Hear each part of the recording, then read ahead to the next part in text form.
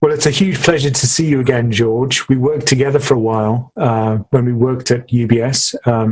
So you were chief economist at UBS.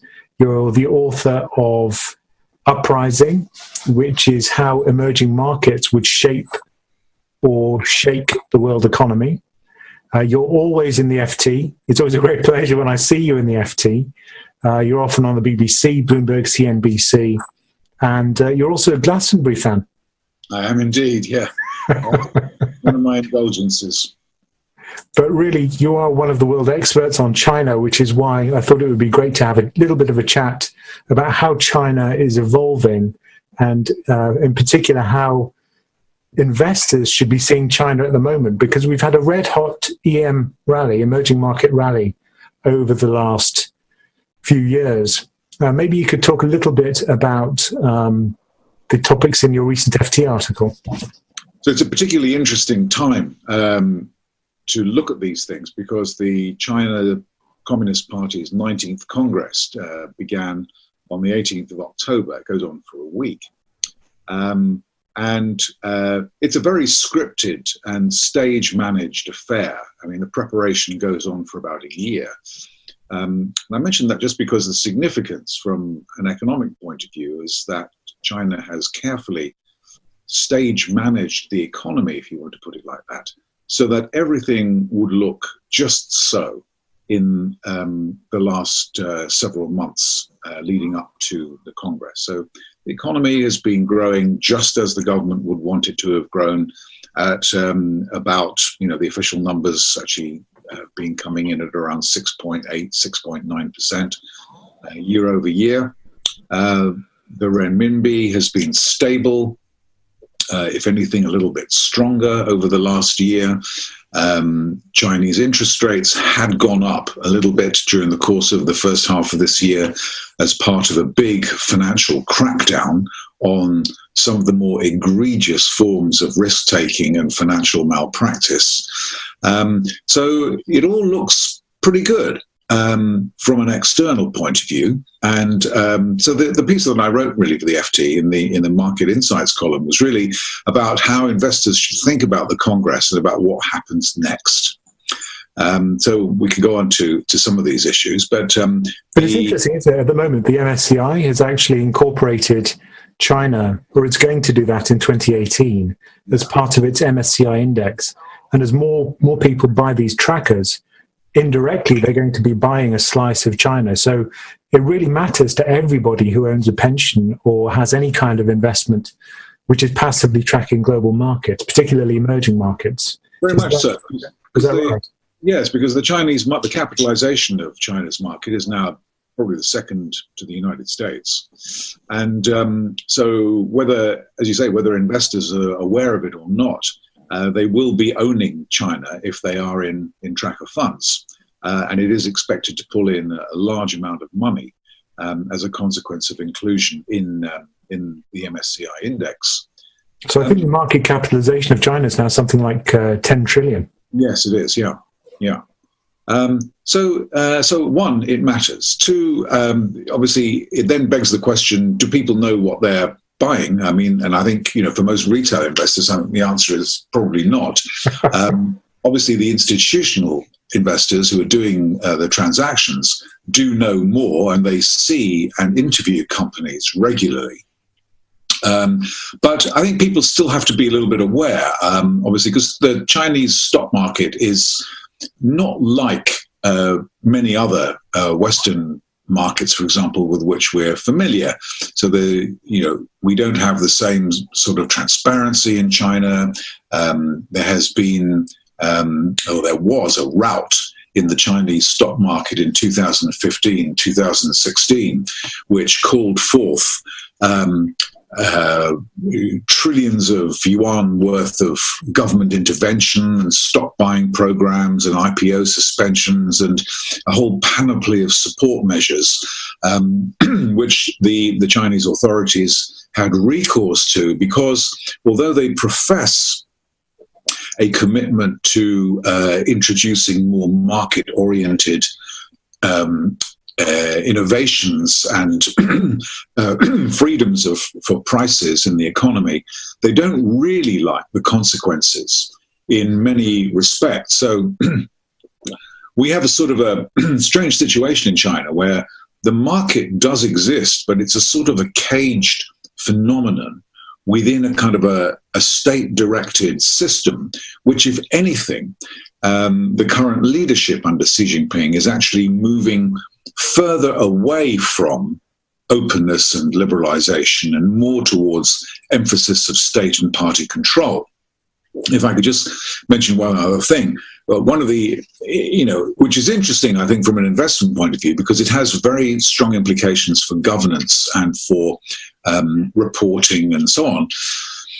So the agglomeration of power around Xi Jinping, the president, it's not unprecedented, but we've not seen anything like this really since the days of Mao Zedong. And so what this really means is that the institutions which were growing in China during the reform era, during the sort of 1980s and the 1990s, and that reform era really stalled a little bit in the 2000s, but it's gone backwards since 2012. That growth of institutions where custom and law basically tend to be the lodestones of how economic decisions are made and markets function.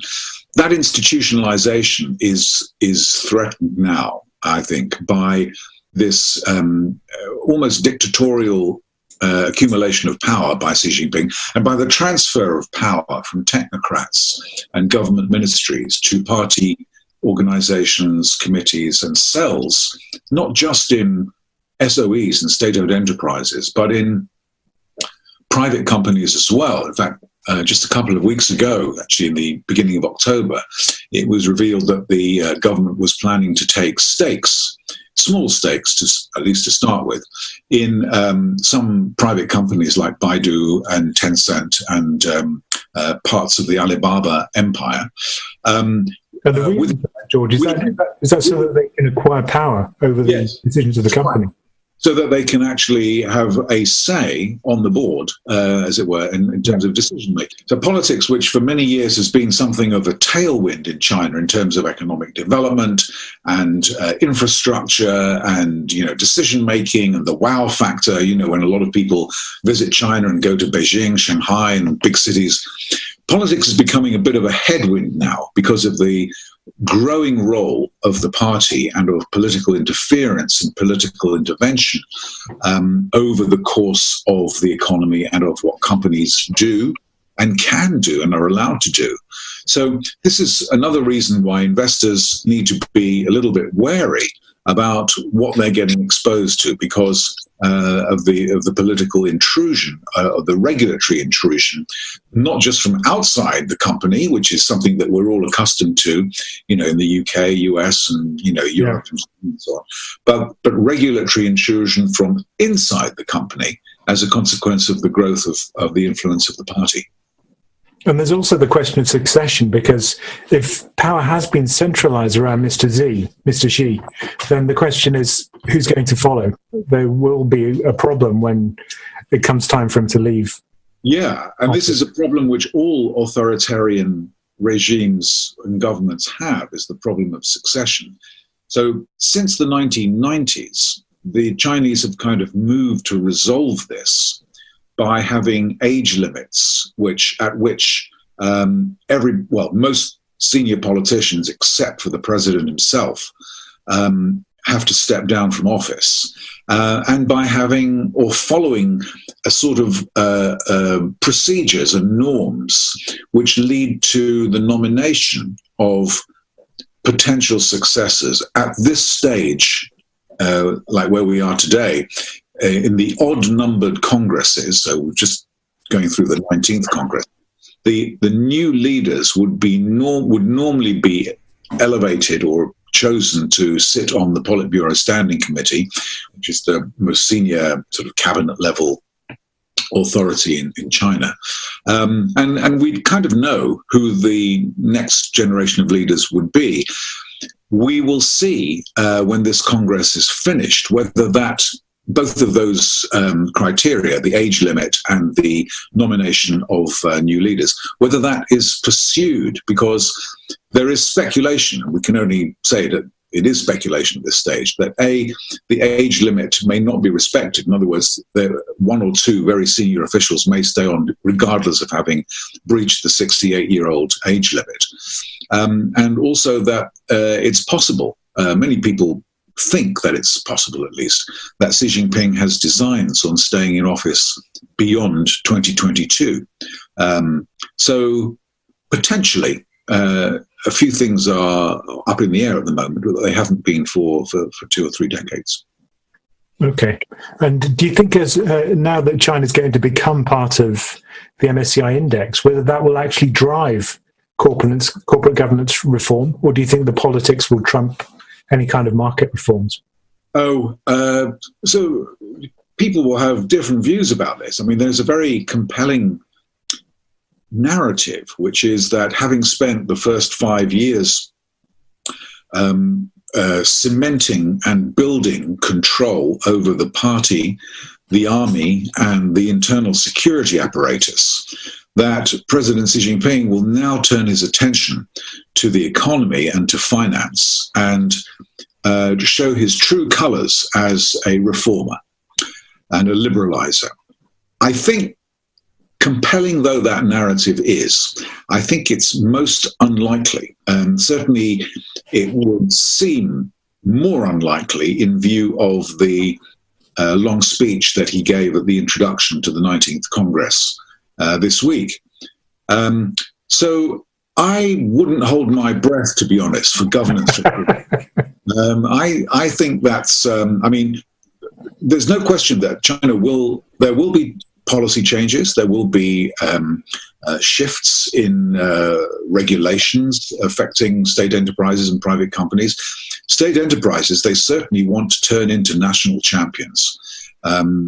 Bigger is better. More state control is better than less state control.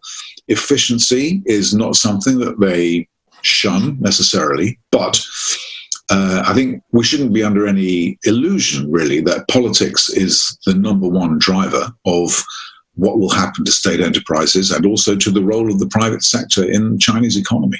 You stated it so eloquently in your FT article. You said that the economy has these conflicted roles in China as owner, participant, and regulator.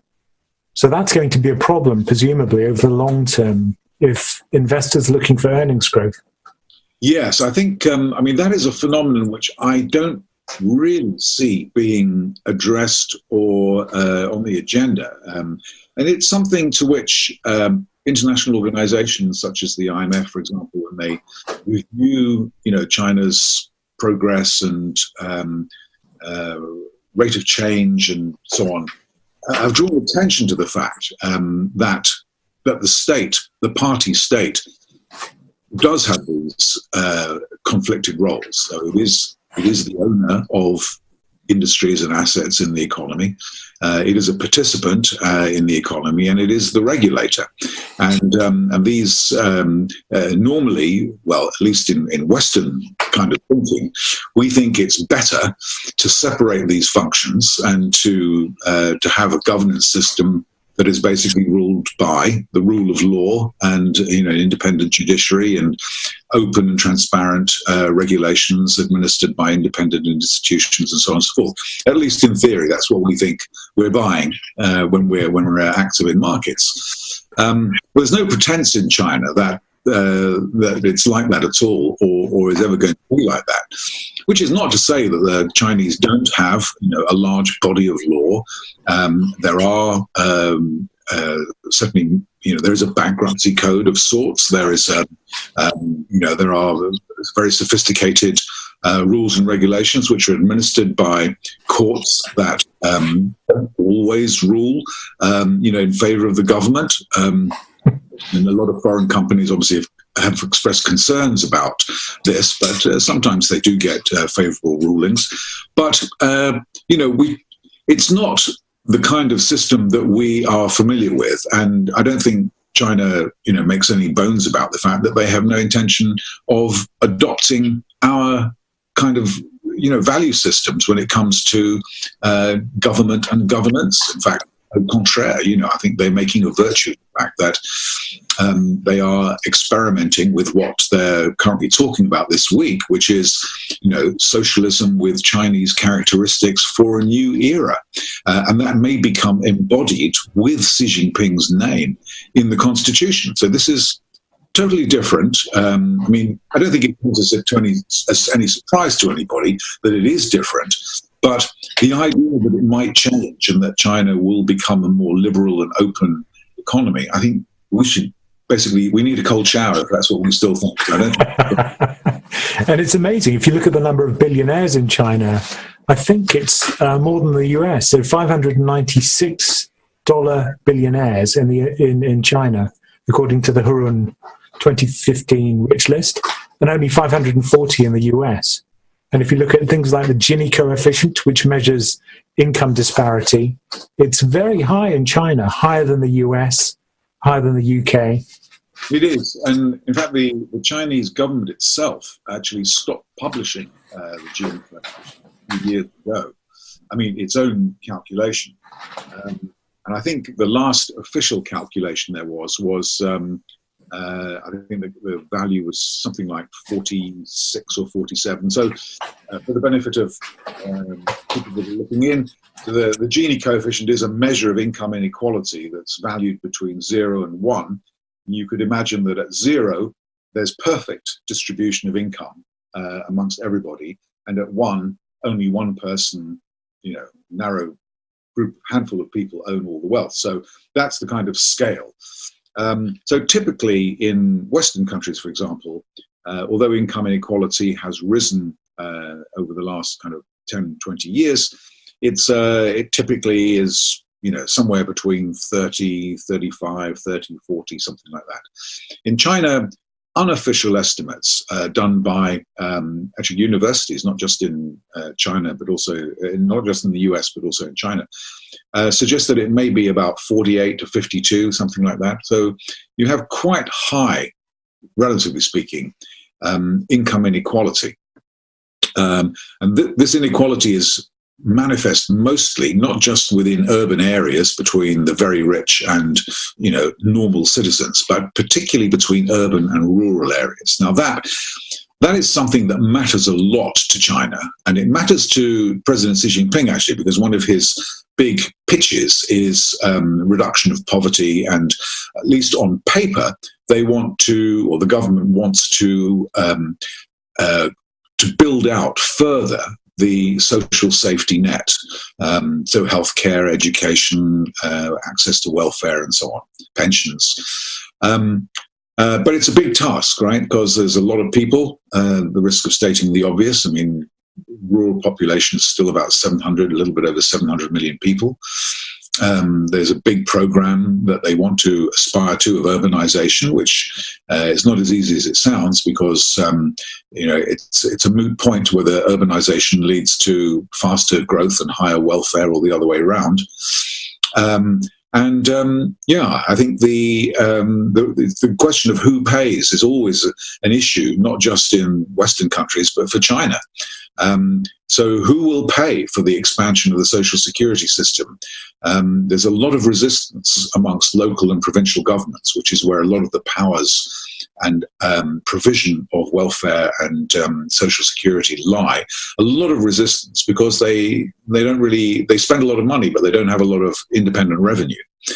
So they rely on land sales for a lot of their revenues, about a third, and they rely on transfers from central government in Beijing for probably about another quarter of their revenue. So it's on paper, it looks like the government has a program to deal with inequality, and they're certainly aware of the issues. The practical elements of implementation are a lot harder. And in terms of the growth rate, everybody looks at the growth rate of China, they think, oh, wow, this will give me great earnings growth. But of course, it's not true, is it? The two are just not linked for China. They haven't been for a fairly long time. So do you think they can maintain this level of growth of around 6.5 up to 7%? Or are they going to drift down to the kind of global 4%, 3% real growth rate over the next decade or so? Well, both very good points to make and to ask. I think the link between economic growth and the stock market, as you know, is at best tenuous in a lot of places, actually. Although broadly speaking, you'd think if the underlying growth of the money value of GDP is growing at roughly X%, whatever that X is, then, broadly speaking, you think that, earnings should grow over time in line with that number. So I think in China, the link is probably less tenuous even than it is, more tenuous than it is elsewhere, simply because the market is, if we were down a pub, I'd probably say it was rigged. But I mean, it is influenced by the activities of state agencies and state banks and, regulators and so on. Influenced is probably a more polite term than I used before, but also the constituent parts of the index, of course, because they include a lot of state companies, and state banks. So that link is kind of a little bit uncertain anyway. And the issue about whether China can sustain what it reports as almost a flat line. It's not exactly flat, but, somewhere between 6.7 and 7% is the reported growth rate, for the last many, many, many quarters. And we know just by looking at other indicators of economic activity that the Chinese economy is more volatile than that. So let's assume for the moment that it is growing at about 6.5 to 6.75%. The issue really, there are big issues which China has to resolve over the next, 5 to 10, 15 years, which partly have to do with aging population, partly to do with whether they'll be successful with innovation in, artificial intelligence, robotics, and big data, modern technology. Some of these things will undoubtedly be successes. Some of them won't be.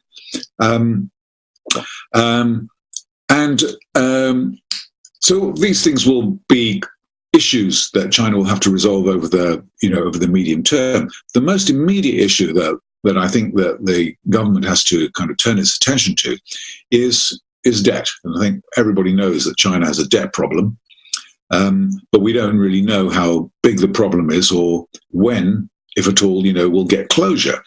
But one way or the other, when you deal with debt, or try to constrain the growth of debt and underwrite, if you will, a proper deleveraging in which debt is either retired, written off, or redistributed to stronger holders.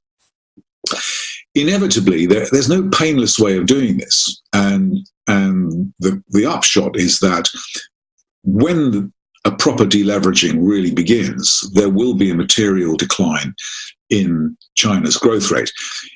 There are estimates of what China's trend growth rate might be over the next 10, 20 years, which is basically an accounting exercise based on quantity and quality of labor inputs and capital inputs and productivity. That trend growth rate looks like it should be somewhere between 3 and 4%. So over time, that's where I would expect China's growth rate to converge down to.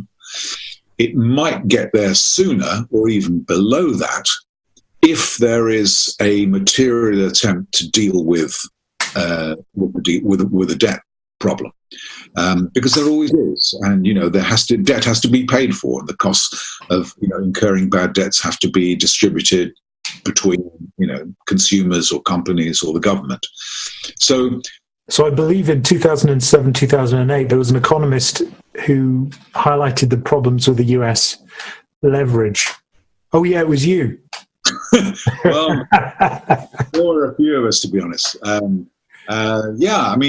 the issue, without wishing to go, full nerd on this, but obviously there are two ways we can look at this in terms of trying to understand what's going on. We generally speaking, the consensus looks at the assets. How big are the assets that the banks have lent out? In other words, how bad are they? Who owns the assets? Where are the non-performing loans? Are the banks provisioning against them?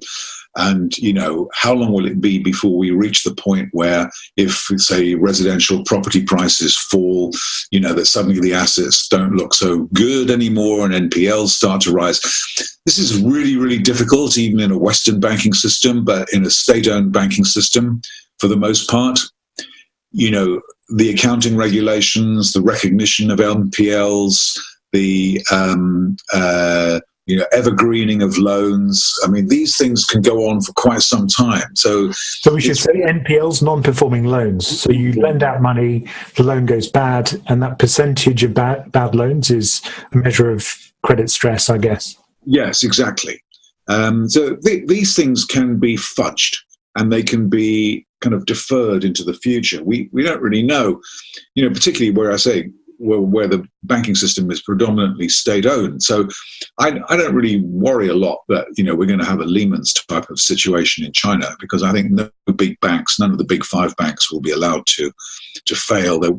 PBC, the People's Bank of China, will provide liquidity, maybe not always knowing where all the nooks and crannies are that they have to provide that liquidity, but they'll do that.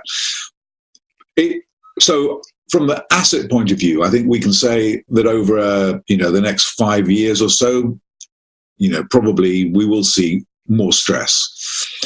The problem, as we found out in 2007, 2008 in the West also, is that the counterpart of the assets obviously are the liabilities that fund them. And, banks rarely go bust because of the bad assets per se, but they'll always go bust if they can't fund them. And if depositors take their money out and want to go play elsewhere, so to speak. So the issue in China is that the banking system's assets have exploded over the last 7 years. But then, by definition, so have the liabilities. And those liabilities are not all what we would normally regard as safe liabilities, like household deposits or company deposits. In other words, smaller banks and non-banking financial intermediaries, like insurance companies, trust companies, and offshore, funding vehicles, have increasingly grown to rely on repo markets, interbank markets, and other ways of raising money, which are usually short maturity, overnight to, a week to a month maybe, and which are inevitably much riskier than household deposits or corporate deposits in the event that something should go wrong and confidence should evaporate, and then the lenders into those wholesale markets actually withdraw their money or their provision. So that's the issue that I think China will have to pay a lot of attention to during the next 2 or 3 years. And I think it is that sort of timescale, to be honest. And you're writing another book about China, I believe. Do you want to drop some hints about what you're going to talk about? Yeah. So this is a book which will come out sometime during the course of 2018. So I'm actually holding back the last chapter until the conclusion of the 19th Congress. Unfortunately, there's still a long gestation period before publication can happen. But it's really it's a focus really on what I call the 5 traps in China, thinking about economic development over the next 5 to 10, 15 years. So the first trap, well, we've spoken about all of them actually during this interview. I mean, the first is the debt trap. So how do you solve the debt trap, and when does that come to the fore? Related to that is the currency trap, the renminbi trap, which is it's really a kind of a derivative of the debt trap, which is basically that the Chinese want a strong currency. They'd like it used more and more in the world as a funding currency and a financing currency, but they have capital controls which have been tightened very significantly in 2016. So that's not really compatible. You can't really have a global currency if you don't let people get access to your currency. So that's the second trap. The third trap is the demographic trap. It's the aging trap. So China's the fastest aging country on earth, not the oldest, but the fastest aging. And of course, that will create big issues for individuals in China and for the state, because although there is much wider coverage of pension and healthcare, benefit levels are not that great. So people have used the cliche about getting old before you get rich, and that's kind of typifies China's situation, because they will get old in the next 20 years in the way that we have taken in the West about 60 or 70 years to do. So that's the third trap. The fourth trap is the middle income trap, which is something which China's leaders often refer to, about getting stuck at a level of development where they may actually, people may actually continue to have rising living standards, but relative to the OECD, say, they never actually get any better off than they are today. That's really about, how good are the institutions that nurture productivity growth. And then the last trap really is it's a trap because of the politics that drives it. And it's really about the Belt and Road Initiative, which is China's big strategy to, the romantic version of this is to rebuild, the Silk Road by land and by sea.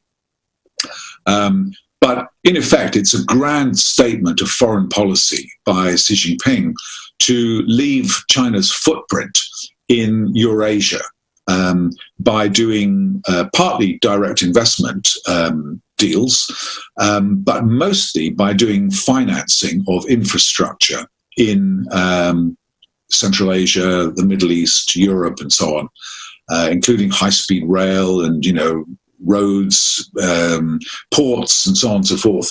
So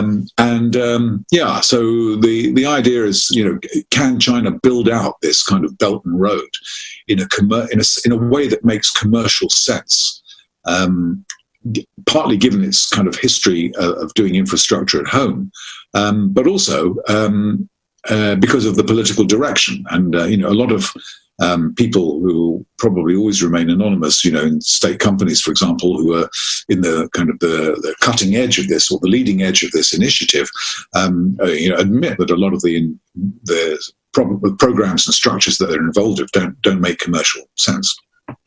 That sounds really fascinating. Well, George, thanks so much for spending time with me. I'm sure that there'll be lots of people who are interested about this, and I'll farm out any questions to you. No, thanks very much. Thank you for your time. Thank you.